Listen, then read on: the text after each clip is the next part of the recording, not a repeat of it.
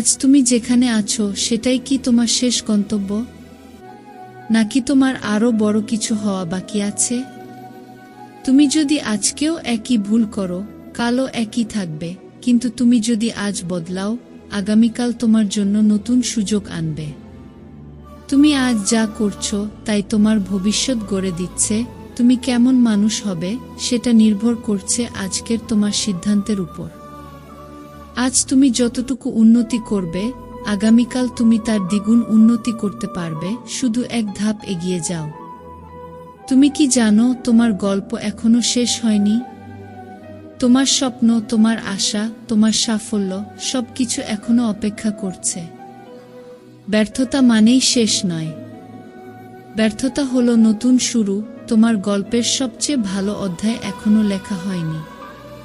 তুমি কি তোমার গল্পকে সেরা করতে চাও? তাহলে থামবে না, সামনে এগিয়ে যাও। তোমার স্বপ্ন সত্যি হতে পারে, তোমার গল্প একদিন সবাই শুনবে, কিন্তু তার জন্য তোমাকে লড়তে হবে, জিততে হবে।